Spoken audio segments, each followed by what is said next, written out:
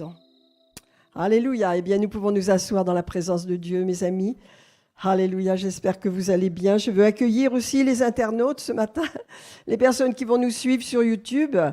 Et donc, soyez les bienvenus, que Dieu vous bénisse, que nos cœurs soient ouverts. Et ce matin, Dieu veut encore nous rappeler qui nous sommes, ce que nous avons reçu et comment nous pouvons régner sur cette terre. Alléluia. Amen. Alors, on va prendre quelques passages. Ce matin, ce message, je lui ai donné un nom, n'est-ce pas? Qu'est-ce que métanoïa? Métanoïa.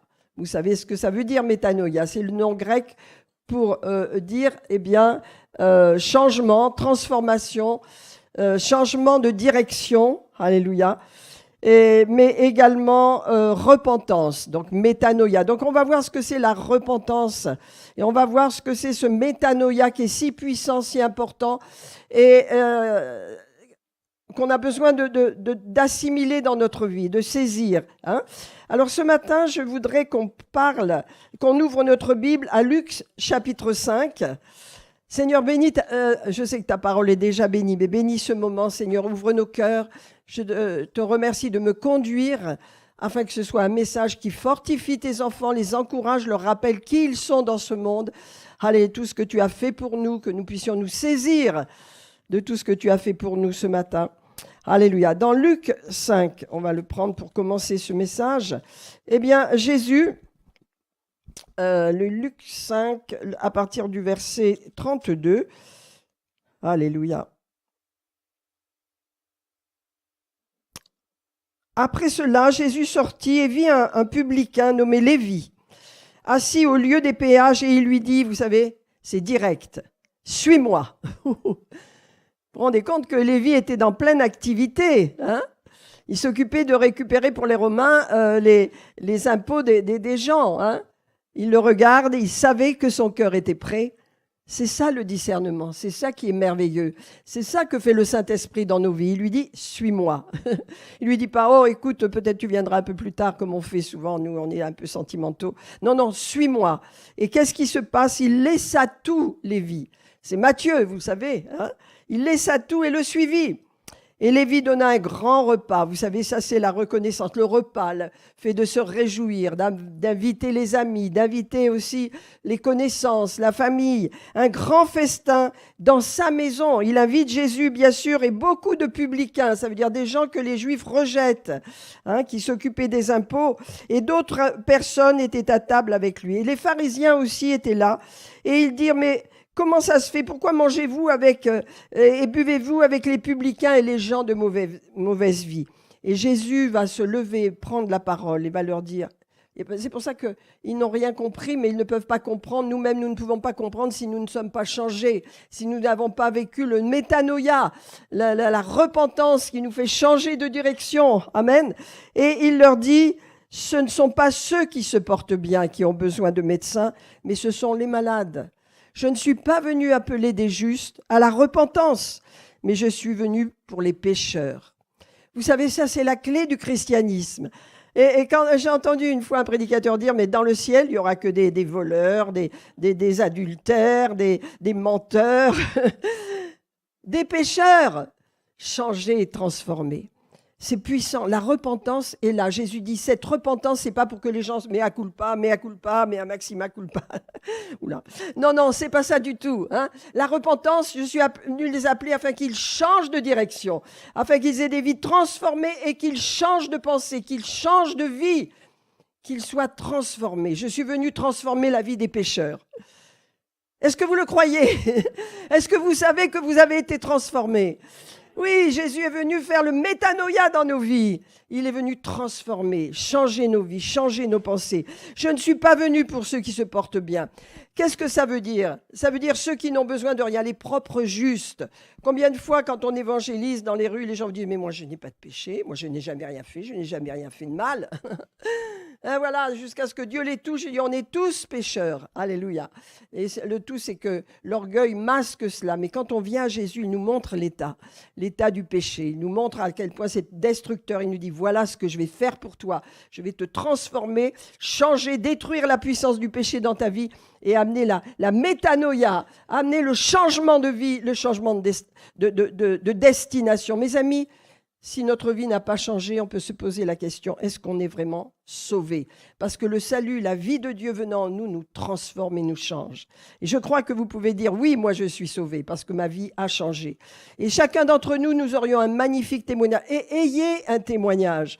Ayez un témoignage. Alors il y a des personnes qui vont se sentir accusées. Je pense que je vais les aider avec la pensée que le Seigneur m'a donnée ce matin, pour qu'on comprenne bien qui nous sommes et ce que Jésus a fait pour nous. On verra tout à l'heure dans Hébreux chapitre 10. Mais qu'est-ce que j'étais en train de vous dire? J'étais en train de vous dire que Jésus est venu appeler des gens qui étaient malades. Les bien portants n'ont pas besoin de médecins. Ça veut dire que ce sont des propres justes. Ils pensent qu'ils n'ont besoin de rien, mais en vérité, Jésus dit non. Je suis venu pour appeler ceux qui ont des besoins, ceux qui sont malades, ceux qui sont dans la maladie du péché, parce que c'est une maladie. Il est venu pour enlever cette maladie et pour les guérir et leur apporter ce métanoïa. Amen.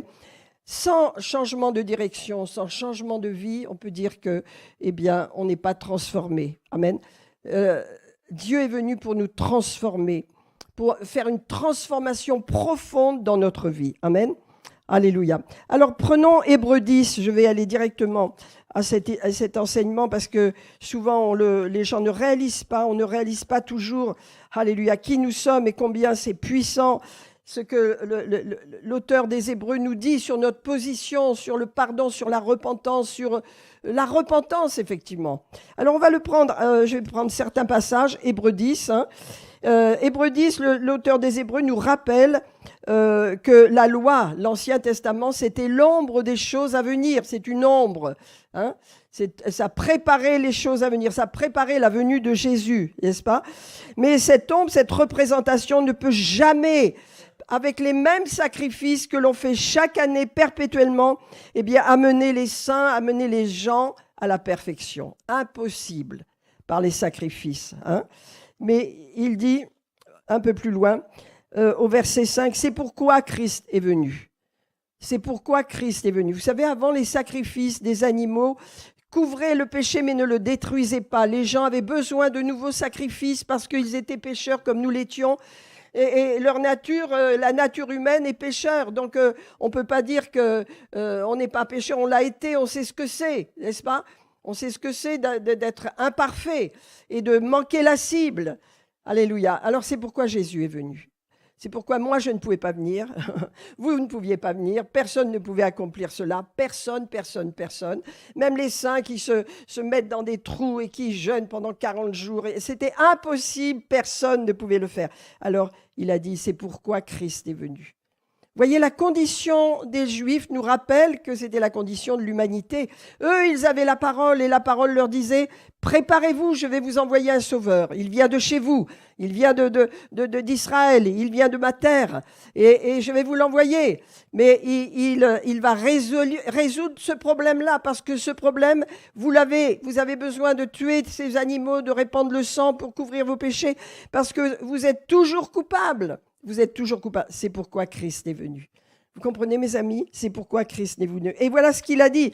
Tu n'as voulu ni sacrifice ni offrande, mais tu m'as formé un corps. Il parle au Père.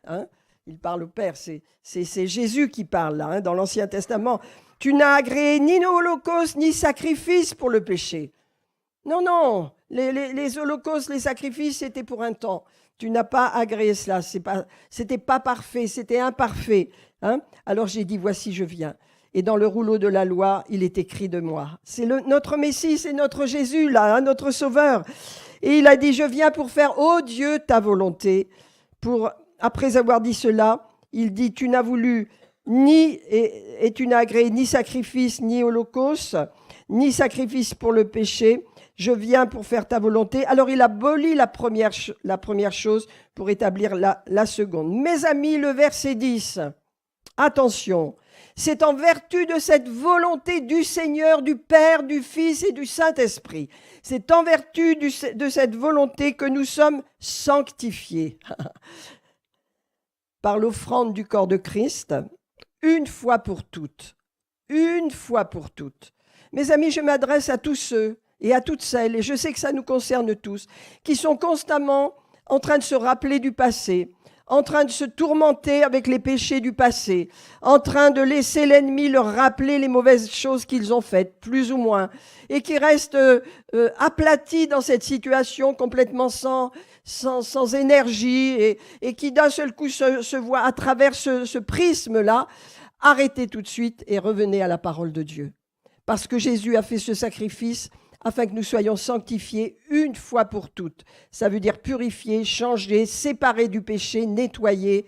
Alléluia. Et notre conscience n'est plus du tout accusée. Il n'y a plus d'accusation contre nous. C'est pourquoi il est dit, c'est en vertu de cette volonté, la volonté de Dieu, la volonté de Jésus, la volonté du Saint-Esprit, c'était qu'on entre dans cet héritage. Alors chaque fois qu'on se revient en arrière, qu'on se culpabilise, qu'on s'accuse, eh bien c'est comme on dit, ton sacrifice ne vaut rien, Seigneur. Il faut monter dans la foi maintenant. Il faut absolument monter dans la foi. Alors je ne sais pas si ça vous touche, si vous êtes persécuté par votre passé. Je parle bien du passé, eh bien mettons la parole en pratique et libérons notre foi dans la parole, pas dans ce qu'on ressent. Il faut arrêter d'être des chrétiens qui ressentons les choses sans arrêt, qui marchons dans la culpabilité, l'attaque, j'ai mal fait, j'ai fait des erreurs. On en fait tous. Jésus n'en tient pas compte. Il est venu pour transformer les pécheurs, pour les rendre saints. Et ce n'est pas eux qui peuvent se rendre saints, c'est lui, à travers son sacrifice, qui nous a rendus saints. Alors il faut de l'humilité, mes amis. Il faut garder humilité, mais en même temps foi. Il faut de la foi. Regardez ce qu'il dit. Je suis toujours dedans. Verset 10. Alors, il rappelle que les sacrificateurs, le sacrificateur, chaque jour fait un service et offre les mêmes sacrifices, qui ne peuvent pas, ils ne peuvent pas jamais ôter les péchés. Mais regardez, lui, Jésus, après avoir offert un seul sacrifice pour tous les péchés du monde, s'est assis pour toujours, alléluia, à la droite de Dieu, attendant désormais que ses ennemis soient devenus son marchepied. Car, mes amis, le verset 14, car par une seule offrande, il a amené à la perfection. Voilà comment vous devez vous voir. Je me vois ainsi, mes amis, je ne suis pas parfaite, mais par la foi, je le suis, par le sacrifice de Christ. Il a amené à la perfection pour toujours ceux qui sont sanctifiés. Mes amis, c'est notre position, c'est notre foi, c'est l'œuvre que Jésus a fait pour nous. Et ce matin, vraiment, j'ai été prise toute la journée d'hier, donc je disais, bon Seigneur, donne-moi quelque chose. Il m'a dit, Hébreux 10. Alors je l'ai lu, et j'ai compris. Il a amené à la perfection par son sacrifice ceux qui croient en lui. C'est établi, nous sommes parfaits en Christ, vous êtes parfaits en Christ. Certains vont dire, oui, mais moi j'ai divorcé. Certains vont dire, moi mes enfants ne suivent pas Jésus. Certains vont dire, moi j'ai fait les 400 coups. C'est ton passé. Maintenant, tu as foi en Jésus. Alors, est-ce que tu as reçu cette vie nouvelle? Si tu l'as reçue, sors de l'esclavage, de l'accusation et du péché. Sors de cet esclavage, parce que c'est un péché que de ne pas croire dans ce que Jésus a fait. C'est tellement grand, tellement extraordinaire qu'il faut sortir de l'accusation. C'est terminé. L'accusateur des fraises, c'est Satan. Donc Satan, tu te tais maintenant. Voilà qui je suis. Je suis amené à la perfection par ma foi en Christ. Alléluia. Ça veut dire quoi? Dieu nous voit parfaits. Alors, il y a des manquements, il y a des erreurs. Et on vient vers le Seigneur, on dit, pardonne-moi Seigneur, j'ai mal fait. Ce n'est pas le même pardon que la repentance, le métanoïa. Le métanoïa, c'est une œuvre de transformation et de changement de vie. Je change de direction. Ma vie a changé de direction. Dernièrement, je réfléchissais à ma vie quand j'étais jeune femme, comme ça. Alors, bien sûr, mais j'avais vraiment l'esprit du monde, comme tout le monde. Mais quand je suis devenue chrétienne, mais ça a été terminé. Dans ma tête, ça a changé. C'était Christ, c'était Jésus, je le voulais, je voulais changer, je voulais faire des choses, je voulais tout ce que Jésus voulait. Vous voyez? On n'était jamais rassasiés, on avait faim, j'avais faim. On la garde, pourquoi? Parce qu'on a été changés. Vous aussi, mes frères et sœurs, vous aussi. Vous avez un témoignage de vie, j'ai un témoignage de vie. Je sais qui j'étais, je sais qui je suis. Et vous savez, on a besoin de continuer de savoir qui nous sommes. Pourquoi?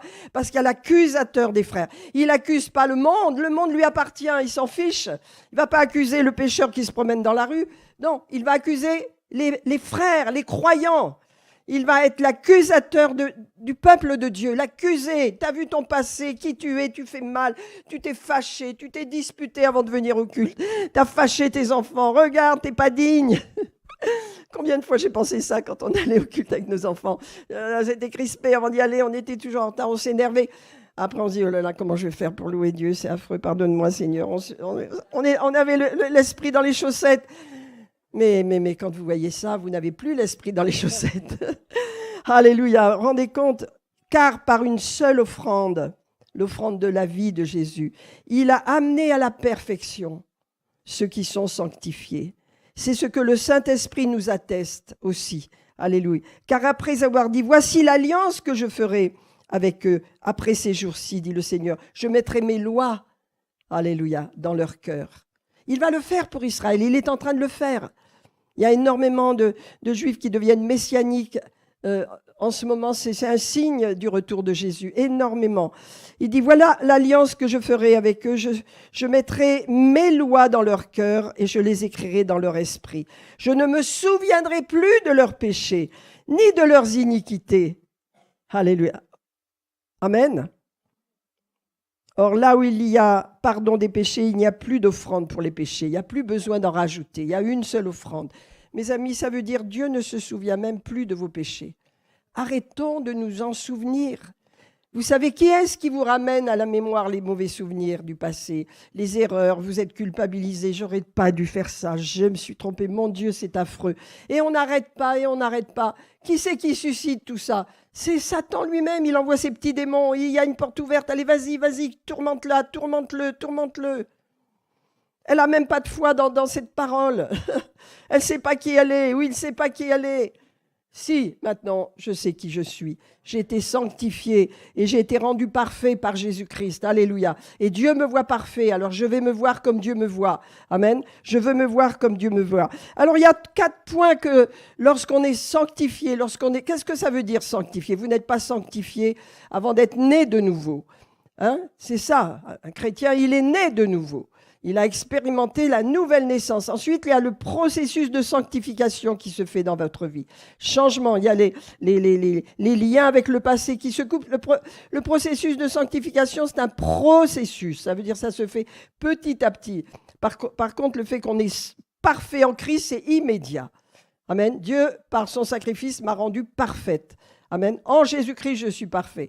Et après, l'œuvre de sanctification se fait. Alors, on va nous donner 4 points là, à partir du verset 22. Alors, on va prendre le verset 19, mes amis.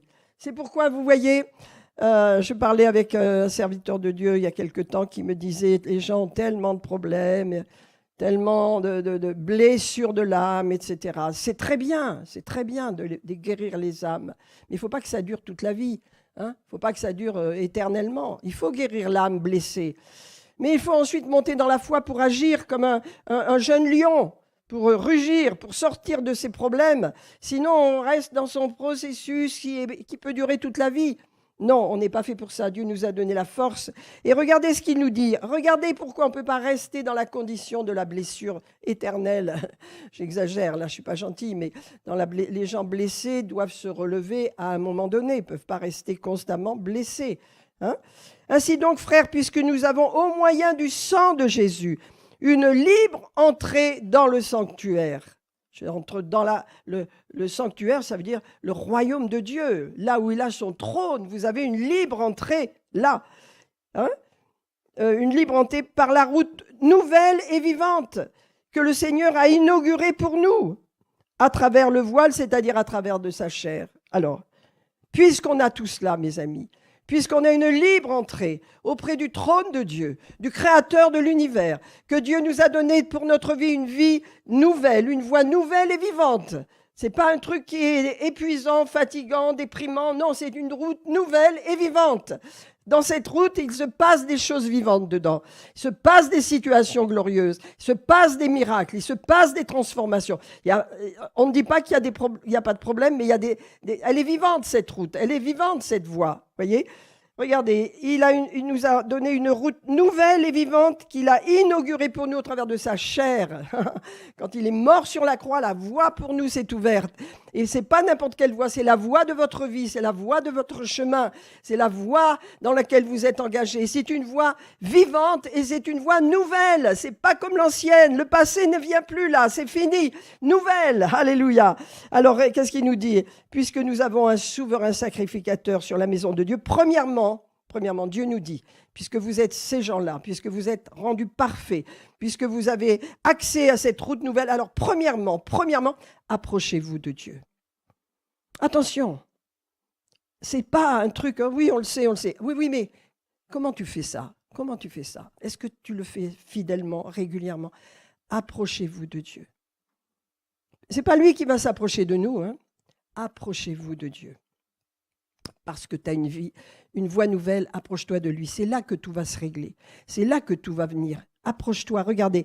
Approchons-nous de lui avec un cœur sincère, bien sûr, dans la plénitude de la foi.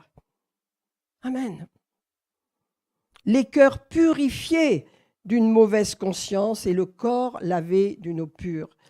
Approchons-nous de lui. Mes amis, bien sûr, on dit, voilà, l'intimité avec Dieu, d'accord. Mais vous savez, plus vous vous approchez de lui, plus vous souffrez dans les problèmes de la vie peut-être que vous traversez, plus vous vous approchez de lui, vous êtes dans une route nouvelle et une voie nouvelle et vivante qu'il a inaugurée pour vous.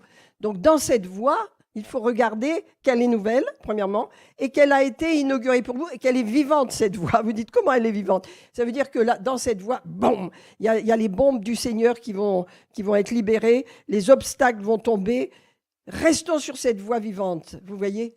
C'est une voie qu'il a inaugurée au travers de la crucifixion de sa chair. Tout cela, c'est bénéficions de tous ces bienfaits. C'est pourquoi entrons devant le trône de Dieu, dans la présence de Dieu, puisque nous avons un accès, et réglons nos problèmes de la bonne façon. Ne restons pas écrasés, ne restons pas sous le poids du péché. Vivons une vie victorieuse et Dieu va nous donner des forces, parce que c'est le premier point qu'il nous dit, puisque tu as été... tu es entré dans cette route nouvelle, alors approche-toi de Dieu. Amen. Alors chacun s'approche de Dieu à sa façon, mais vraiment, mes amis, c'est un combat. C'est un combat de s'approcher de Dieu. C'est un combat d'avoir du temps fidèlement tous les jours pour Dieu. Et ça demande de la maturité. On verra la maturité, parce que la maturité, c'est la perfection, c'est la maturité aussi. Dieu nous a rendus parfaits, il nous appelle à la perfection, donc à la maturité. Hein, vous me suivez ? Et bien, s'approcher de Dieu régulièrement tous les jours, ça, c'est une décision que vous prenez. Amen. Et ça, vous vous approchez de Dieu. Amen. Faites-le. C'est quoi ? Je lui parle. Il est mon ami. Je lui dis hier, voilà ce qui s'est passé. J'aurais aimé faire ci, faire ça. Merci Seigneur. Voilà, je lui parle. Je lui dis tout ce que j'ai dans mon cœur, tout ce que je ne dirai pas à personne. Et non pas pour lui raconter des histoires, mais pour qu'il m'aide à me relever. Ou pour qu'il m'aide à m'encourager, parce qu'il est là, mais j'ai besoin de lui. L'humilité, c'est dire, j'ai besoin de toi. J'ai besoin de toi tous les jours de ma vie. J'ai besoin sur cette terre. J'ai besoin. Alors je m'approche de toi, Seigneur, et je m'approche sans artifice. Hein ? Il y a des moments où on ne sait plus où on en est. On suit tellement de choses. On dit, comment je vais faire pour m'approcher de Dieu ? Parce qu'il faut que je chante. Après, il faut que je loue. Après, il faut que je prie. Après, il faut que je me mette à genoux. Après, il faut que je me couche par terre. Après... Des fois, je ne sais plus quoi faire. Alors j'ai dit, bon, je vais rester naturel. Je vais faire les choses naturellement et puis on fait comme on a dans notre cœur. Je m'approche de lui. Deuxièmement, mes amis, retenons fermement. Retenons, ça veut dire je travaille avec ma tête. Hein. Dans les moments avec Dieu, c'est vrai qu'il y a besoin de lire la Bible, il y a besoin d'étudier, il y a besoin d'écouter, faire des choses, mais je retiens fermement la profession de notre espérance. Je retiens ce que Jésus a fait pour moi, la parole de Dieu, je la retiens. Amen. Ça, c'est un travail que je dois faire. Je m'approche de Dieu et je retiens, alléluia, la profession de notre espérance, car celui qui a fait la promesse est fidèle. Je retiens ce qu'il m'a donné. Je retiens qui je suis en Christ. Je retiens ce que Christ a fait pour moi. Je retiens, je change de dimension. Je suis dans le paranoïa. Non, c'est pas ça. Je suis dans le métanoïa. Je ne suis pas dans la paranoïa, je suis dans le métanoïa de la transformation et je le crois. Je suis sur cette voie nouvelle que Dieu a inaugurée pour moi et c'est une voie nouvelle et c'est une voie vivante. Et c'est puissant. Je n'ai pas eu le temps de chercher en grec quel était le sens de vivante, mais sûrement ça veut dire qu'il se passe des choses de puissance de Dieu sur cette voie. Il faut la garder. Elle est forte, elle est vivante. Le Seigneur l'a inaugurée pour nous au travers de sa chair. Ça peut pas douter, on ne peut pas douter. Cette voie dans laquelle vous êtes, dans laquelle je suis, elle est vivante. Et elle a été inaugurée. C'est une voie nouvelle. Il y en avait pas c'est pas dans l'Ancien Testament qu'on la trouve. C'est pas dans la religion. C'est en Christ qu'elle est. La voie sur laquelle vous êtes, elle est vivante et elle est vivante. Hein. Qu'est-ce que je vous ai dit tout à l'heure que j'ai inauguré? Voilà. Et elle est nouvelle. Nouvelle. Dieu fait toutes choses nouvelles. Amen. Alors, premièrement, je m'approche de Dieu. Ça veut dire je viens avec ce que je suis, avec la sincérité de mon cœur, et j'ai de relations avec mon Dieu, régulièrement, tous les jours. Et plus j'en ai, plus j'ai envie d'en avoir. Amen. Deuxièmement, je me retiens fermement. Je travaille à retenir la clé de la bonne nouvelle. La bonne nouvelle de l'Évangile, c'est la puissance de Dieu pour le salut. C'est la puissance de Dieu pour le salut de quiconque croit. Je retiens les bases, la doctrine de la foi. Je retiens ces choses, je les fais miennes, n'est-ce pas? Alléluia. Troisièmement, le verset 24. Veillons les uns sur les autres. Ça, c'est la communauté chrétienne. Veillons les uns sur les autres. Pour nous exciter à l'amour et aux bonnes œuvres. On veille les uns sur les autres, non pas pour pleurer les uns sous le gilet de l'autre, non, c'est pour s'encourager, à bouger, à avancer, voyez, à faire des bonnes œuvres, à évangéliser, à parler, à soutenir nos voisins, à soutenir notre famille. Veillons les uns, c'est des commandements que le Seigneur nous donne, n'est-ce pas, de nous approcher de lui, de retenir fermement la doctrine de Christ, de grande victoire qu'il nous a donnée et de veiller les uns sur les autres, alléluia, pour nous exciter aux bonnes œuvres et à l'amour, à la charité. Pourquoi il veut qu'on veille les uns sur les autres? Pour cela, amen. Et quatrièmement, n'abandonnons pas notre assemblée.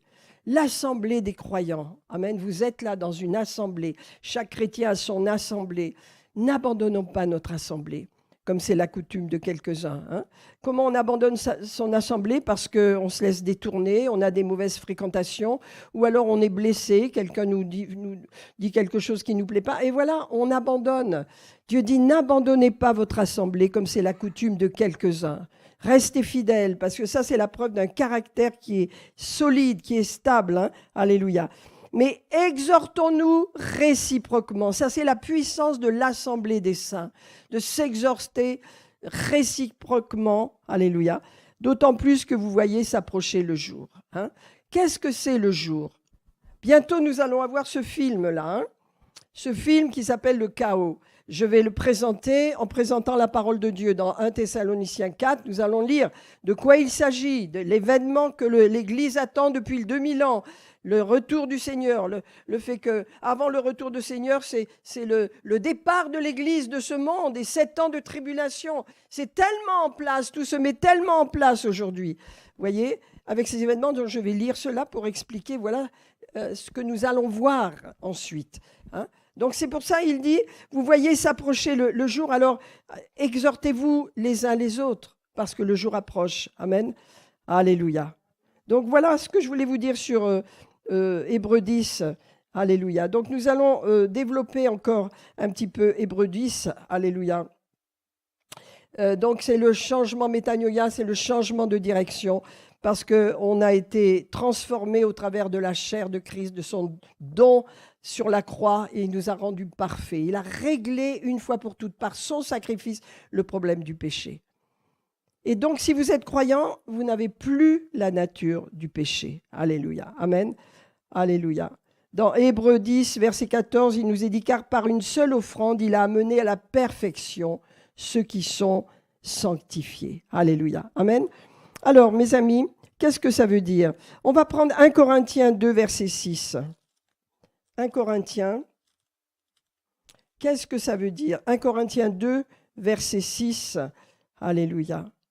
Amen. Cependant, dit l'apôtre Paul, je prêche cette sagesse. C'est quoi? C'est la bonne nouvelle de l'Évangile, c'est la sagesse de Dieu. La sagesse de Dieu, comment les gens pouvaient la comprendre s'ils n'étaient pas nés de nouveau? La sagesse de Dieu, c'est d'offrir un homme qui vient de Dieu, qui n'est pas un homme mais qui est Dieu, qui prend notre humanité et qui va aller mourir horriblement sur une croix, rejeté par tout le monde, humilié, sans dire un mot, sans s'expliquer. Eh bien, c'est la sagesse de Dieu. Et il dit, c'est une sagesse que nous prêchons, parmi qui? Les parfaits. Ça veut dire qui? Les chrétiens matures. Est-ce que vous êtes prêts à être matures? Ça veut dire à grandir dans la connaissance de Christ, parce que la connaissance de Christ, c'est elle qui nous rend matures. Et après, on met en pratique. Mais surtout, vous voyez, dans un monde où vous êtes harcelé par toutes sortes de choses, vous perdez votre identité.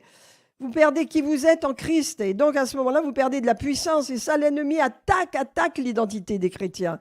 Mais voyez ce qu'il dit l'apôtre Paul, c'est magnifique. C'est une sagesse, l'évangile que nous prêchons parmi les parfaits, parmi les gens matures, parmi les chrétiens matures qui sont parfaits en Christ.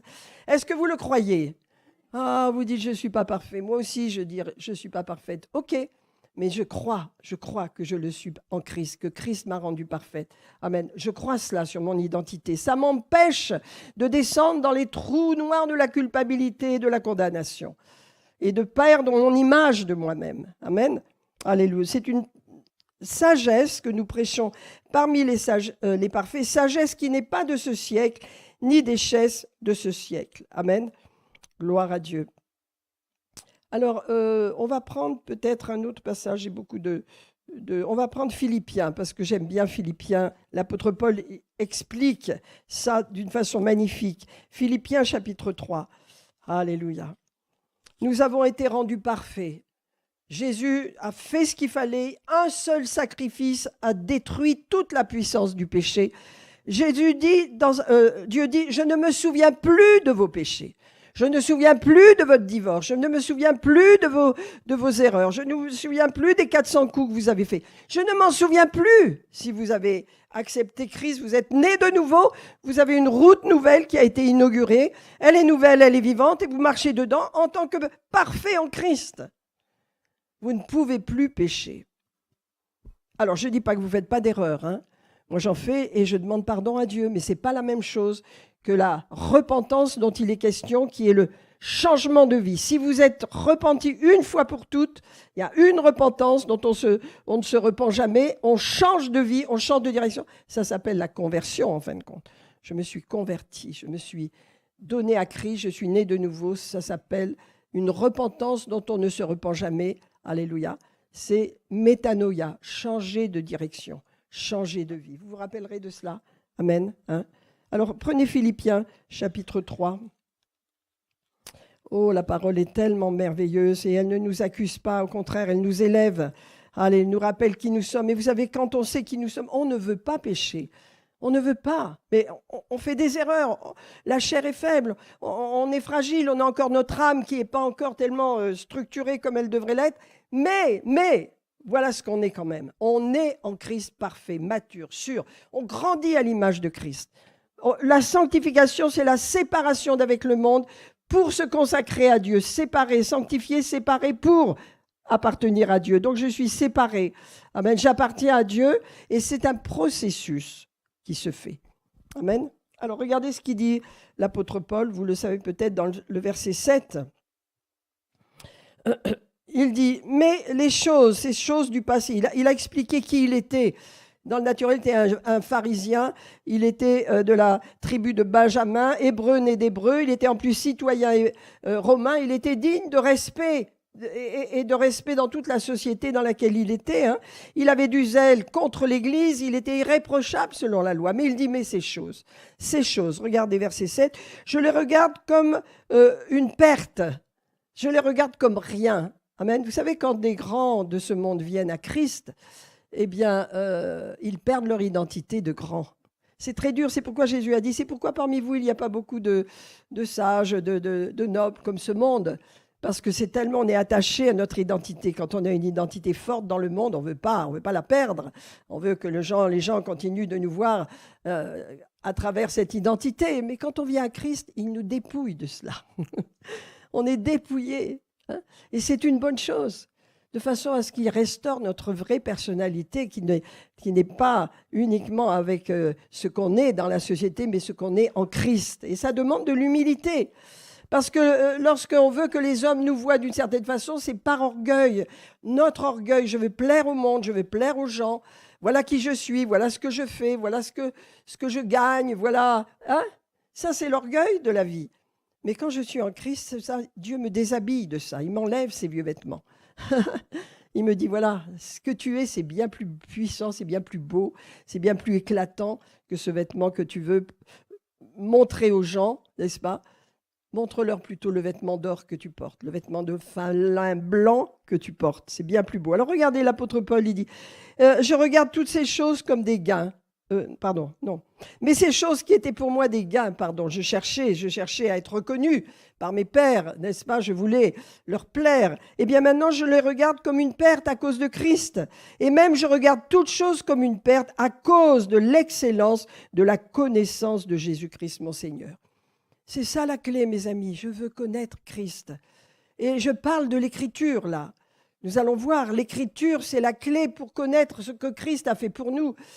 C'est la nouvelle alliance dans laquelle nous sommes qui nous permet d'avancer dans notre vie et de croire que tout est possible à celui qui croit, parce que c'est une nouvelle voie que le Seigneur a inaugurée pour nous au travers de sa chair. Une fois pour toutes, elle est vivante, cette voie. Elle est vivante, elle dépend de notre foi. Amen. Alors regardez, et je regarde tout comme une perte à cause de l'excellence de la connaissance. Et il savait de quoi il parlait, l'apôtre Paul, hein, de mon Seigneur pour lequel j'ai renoncé à tout. Et je le regarde comme de la boue pour gagner Christ, pour être trouvé non avec ma justice, celle qui vient de la loi, mais avec celle qui s'obtient par la foi. La justice qui vient de Dieu par la foi, afin de connaître Christ et la puissance de sa résurrection. Vous voyez, c'est ça la clé. Dans notre vie, nous sommes souvent assaillis de problèmes, assaillis d'obstacles. Mais j'ai besoin de connaître Christ et la puissance de sa résurrection dans ma foi, basée sur la puissance de la résurrection. Je vais vaincre mes obstacles. Amen. Et la puissance de la résurrection et la communion à ses souffrances en devenant conforme à lui dans sa mort pour parvenir, si je puis, à la résurrection des morts. Vous voyez, être conforme avec Jésus-Christ, c'est la marche de la sanctification. Dieu change notre caractère, il ne modifie pas notre personnalité, mais il nous adoucit, il nous transforme les gens durs, raides, violents, il les adoucit.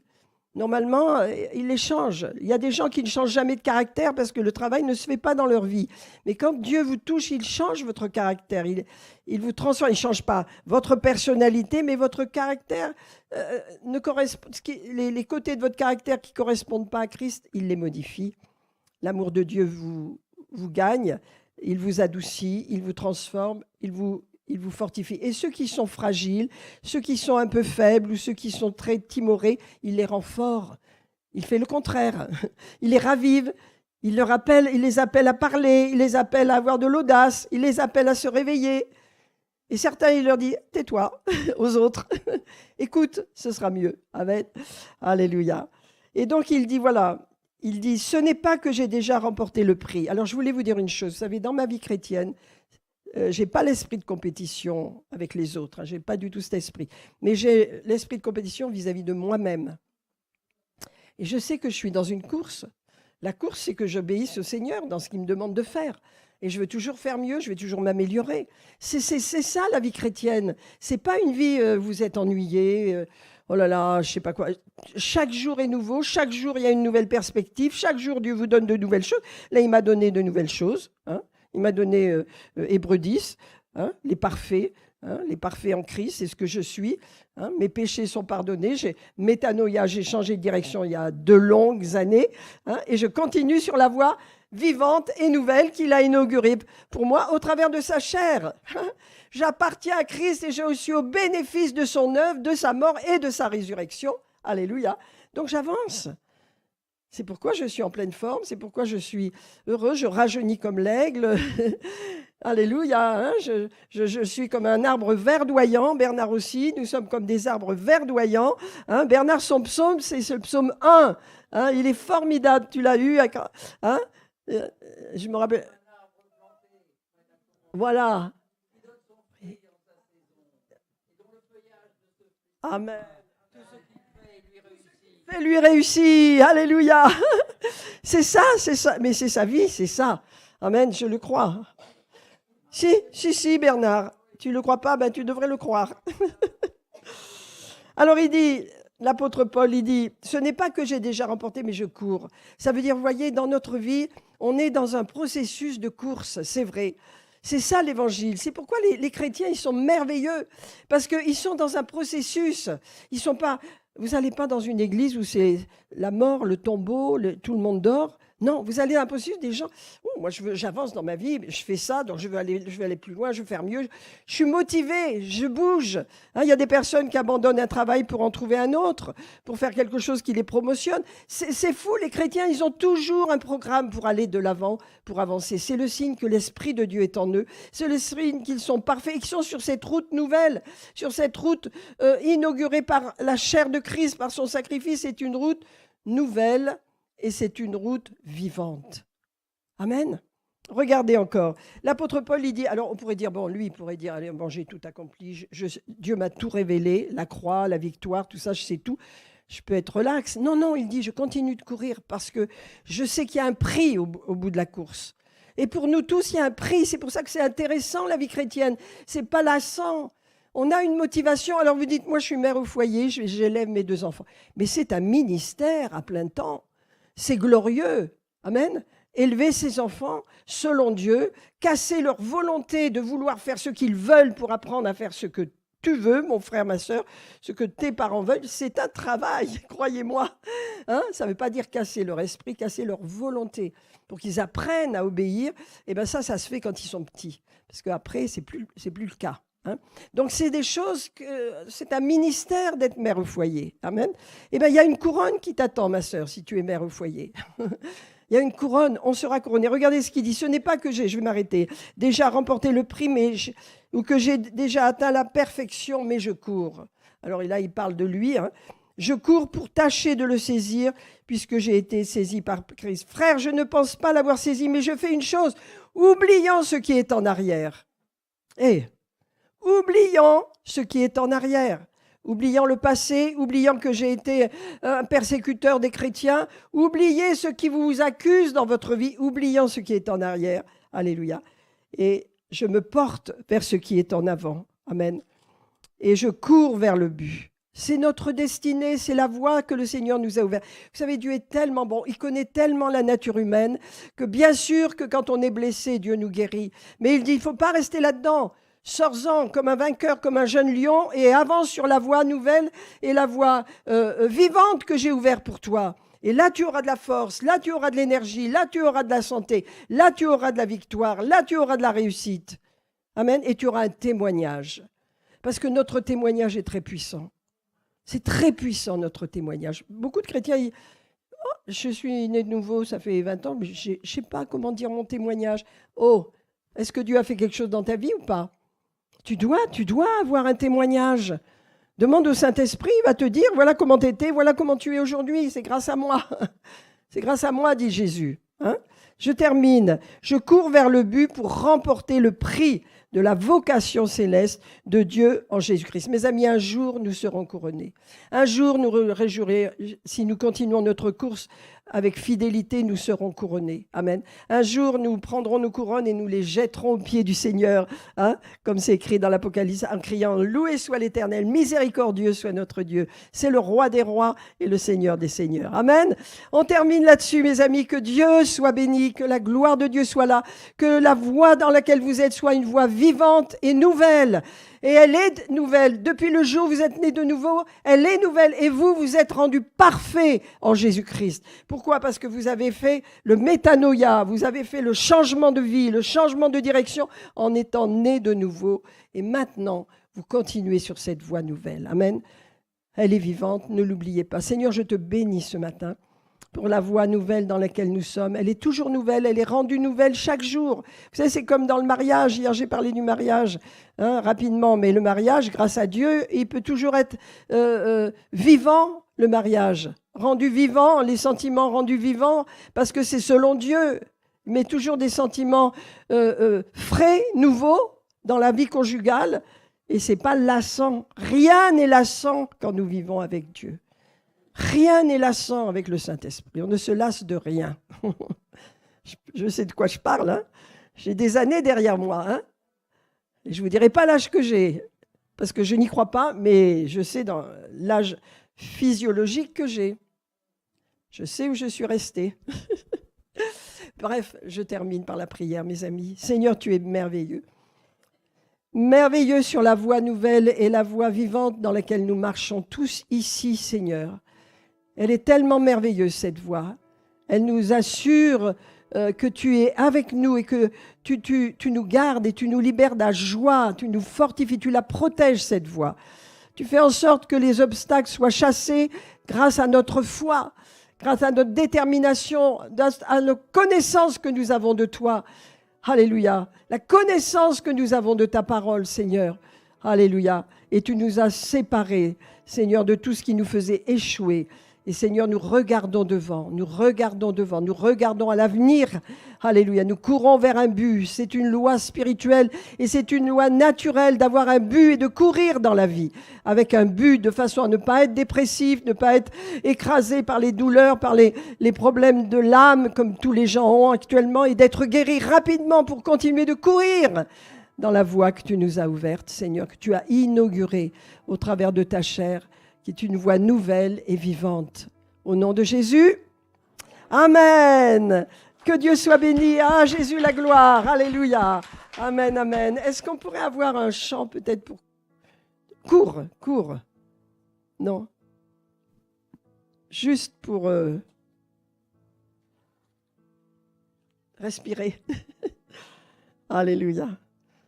Amen. Bon, ben vous inquiétez pas si vous ne le trouvez pas. Je vous ai pris un peu au dépourvu.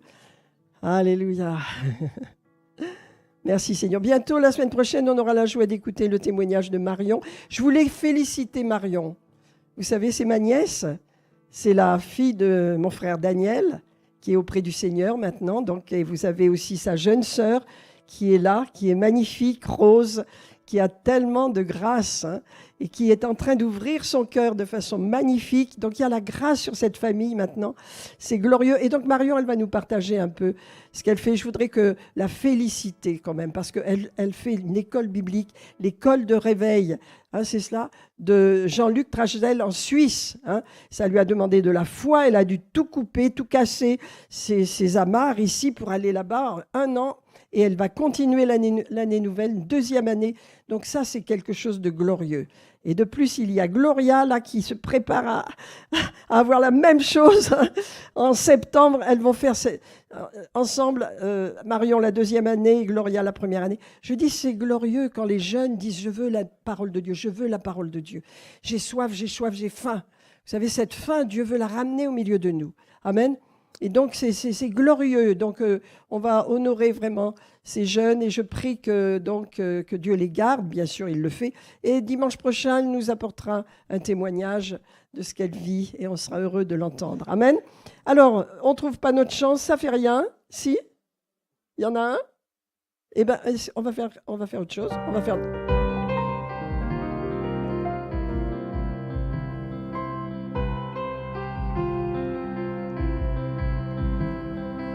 Ah, notre Père. C'est vrai. Ah, j'ai oublié, c'est la fête des pères ce matin. Je bénis tous les pères. J'ai oublié, mais que les pères soient bénis, hein, comme le Père Abraham.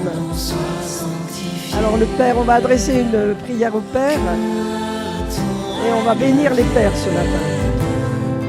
Que ta volonté soit faite sur la terre comme au ciel. Donne-nous aujourd'hui notre pain de ce jour. Pardonne-nous nos offenses, comme nous pardonnons aussi à ceux qui nous ont offensés.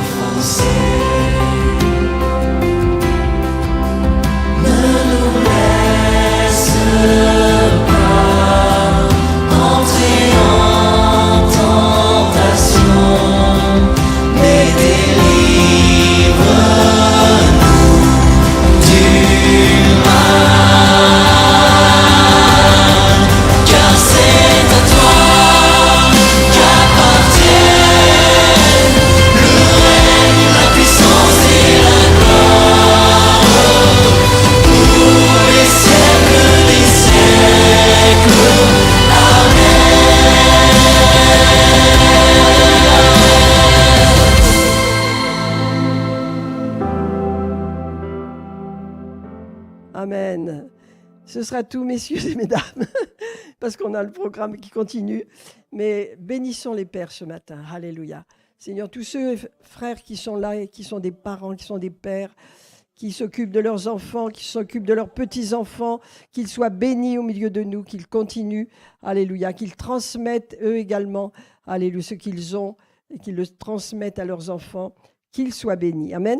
Alors nous allons faire notre offrande ce matin et donc que le Seigneur nous conduise à faire une belle offrande ce matin. Alléluia. Et donc nous sommes encouragés par la parole de Dieu qui nous dit que le Seigneur, alléluia, pourvoira à tous nos besoins selon sa richesse avec gloire. Avec gloire. Hein. C'est le mois de gloire, le mois de juin. Le mois de juillet, c'est un mois de gloire. Alléluia, avec gloire en Jésus-Christ. Alors, je bénis cette offrande ce matin. Faisons-la avec fidélité, avec sérieux. Donnons à Dieu. Ce n'est pas une offrande qu'on fait comme ça par un rituel. Je le dis non, on fait une offrande pour le Seigneur. Amen. On donne ce qu'on a résolu dans son cœur. On donne sans tristesse, ni obligation, ni contrainte, mais on le donne avec joie. Et on donne à Dieu, parce que tout ce qu'on donne à Dieu, il le multiplie. Amen. Seigneur, je bénis cette offrande. Je te remercie pour tous ceux qui vont donner aussi sur notre site, en venant sur notre site www.revivrecentrechrestien.fr. Vous pouvez donner en toute sécurité. Et je vous bénis de pouvoir le faire. Merci de nous soutenir. Merci pour vos offrandes. Alléluia. Que Dieu vous bénisse en retour au nom de Jésus. Amen.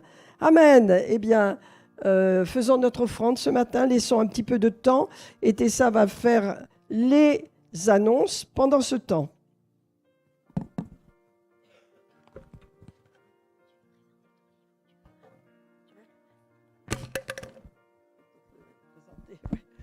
Alléluia. Bon. Alléluia. Ben écoutez, ça y est, je voulais vous présenter mon petit livre, là, Sans la foi. Hein. Il est sorti, alors... Or, sans la foi. Hein. Donc, c'est un message de foi, à quel point la foi compte, avec énormément pas mal de témoignages de ma propre vie, de ma vie avec Bernard et de situations à laquelle j'ai traversé avec victoire. Donc, je vous encourage à vous le procurer. Alléluia, parce que sans la foi, il est impossible de plaire à Dieu. Et lorsqu'on a la foi, alléluia, on sort toujours de nos épreuves. Alors beaucoup, c'est sur la guérison, sur les miracles de guérison que Dieu a accomplis dans nos vies et dans la vie des bien-aimés. Donc je vous encourage à vous le procurer. Hein. Donc on fait un prix spécial pour l'Église à 10 €. Hein. Il est vendu dans le commerce à 14, mais 10 € sera très bien. Donc procurez-vous-le. Merci. Amen. Je ne sais pas si vous vous réjouissez, mais quand même, c'est le 4e livre de Pasteur. Donc, il est ce matin disponible. On l'attendait depuis un petit moment. Et donc, voilà, vraiment, je vous encourage. C'est aussi un enseignement puissant sur la foi. Et on a besoin de se bâtir de témoignages de foi, mais aussi d'enseignement. Il y a des versets puissants dedans et un enseignement. Et donc, ça vous encourage aussi à passer à l'action. Passer à l'action pour vos vies, mais aussi pour les autres. Elle donne des témoignages pour vous encourager à être actifs. Parce qu'on a nos propres combats dans nos vies, mais aussi on a besoin aussi d'aller vers les autres, de leur imposer les mains, de voir Dieu agir. Et donc vraiment ce livre et le témoignage de Pasteur, les témoignages dedans vont vous encourager à aller de l'avant pour votre propre vie, mais aussi pour tous ceux qui vous entourent. Donc ce matin, prenez vraiment cet ouvrage, il va puissamment vous encourager. Donc cette semaine, ça y est, on y est. Il va y avoir la projection du film, donc Le Chaos. Vous avez cette petite invitation qui est pour inviter. Donc, vraiment distribuez-la. On priera mercredi ici à 19h30 pour ce rendez-vous et pour d'autres choses, pour les besoins vraiment du monde, mais aussi pour ce rendez-vous. Il y a besoin de prière, surtout si vous amenez des nouvelles personnes, afin que vraiment elles reçoivent de la parole de Dieu. Il y aura vraiment une intervention de pasteur au début. Et puis, donc, nous projetterons sur un grand écran ici, donc ce film, Le Chaos, à 19h30, à partir de 19h30, vendredi 20 juin. Donc, c'est important que vous soyez tous là pour ce rendez-vous. Et mercredi à 19h30, ici, on prie. OK ? Voilà les rendez-vous donc, pour ce mois de juin qui avance à grands pas. Et donc, je rends la parole à Pasteur pour la prière finale. Voilà, alléluia, que Dieu soit béni. Alors, je ne sais pas s'il y a quelque chose de prévu tout de suite. Oui, on va prendre un petit verre ensemble là, avant de se quitter.